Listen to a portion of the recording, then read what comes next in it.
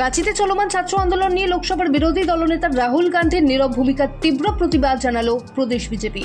মঙ্গলবার আগরতলায় বিজেপির রাজ্য দপ্তরে আয়োজিত এক সাংবাদিক সম্মেলনে রাহুল গান্ধীর এই অবস্থানকে দ্বিমুখী নীতি বলে কটাক্ষ করেন রাজ্যের মন্ত্রী সুশান্ত চৌধুরী। আপনি তাদেরকে ছাত্র হিসেবে গ্রহণ করলেন, অথচ ঝাড়খণ্ডের ছাত্রছাত্রীদেরকে ছাত্র হিসেবে আপনি গুরুত্ব দিতে নারাজ।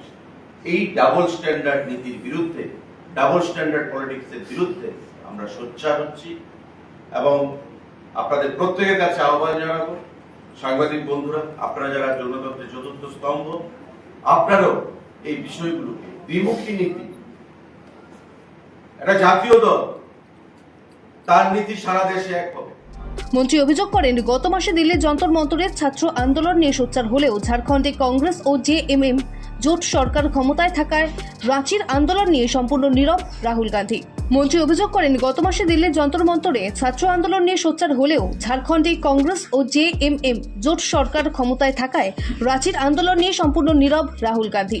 বিজেপির স্পষ্ট দাবি, সততা থাকলে ঝাড়খণ্ডের শাসক দলের বিরুদ্ধে মুখ খুলে রাহুল গান্ধীর উচিত শিক্ষার্থীদের পাশে দাঁড়ানো এবং বিজেপি পূর্ণাঙ্গভাবে আন্দোলনরত ছাত্রদের দাবি সমর্থন করছে। দিল্লিতে একরকম নীতি, বাংলায় একরকম নীতি, ত্রিপুরায় একরকম নীতি, ঝাড়খণ্ডে একরকম নীতি, কেরালায় একরকম নীতি, এবং এর ফলে এই দলকে মানুষ বিসর্জন দিয়েছে, জনবর্জিত হয়েছে। এবং এই আন্দোলন থেকে একটা জিনিস পরিষ্কার, যে রাহুল গান্ধীর নির্দেশে, কারণ উনি সেখানে কোয়ালিশন পার্টনার ঝাড়খণ্ডে, ওনাদের নির্দেশে সেখানে ছাত্রছাত্রীদের যে গণতান্ত্রিক শান্তিপ্রিয় আন্দোলন, তার উপরে বর্বরিক অ্যাটাক সম্পন্ন হয়েছে। অন্যদিকে কেন্দ্র ও রাজ্য স্তরের রাজনৈতিক দলগুলোর এই সুবিধাবাদী ভূমিকা নিয়ে অসন্তোষ প্রকাশ করছেন আমজনতা ও রাজনৈতিক বিশেষজ্ঞদের একাংশ।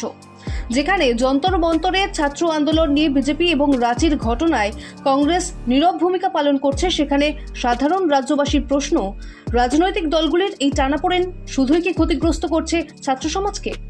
দুই পক্ষের এই তরজার মাঝে দাঁড়িয়ে আন্দোলনরত ছাত্রছাত্রীদের ভবিষ্যৎ শেষ পর্যন্ত কোন দিকে মোড় নেয়, এখন সেটাই দেখার। ত্রিপুরা থেকে দেবাশিস বোসের রিপোর্ট, সিএন ত্রিপুরা।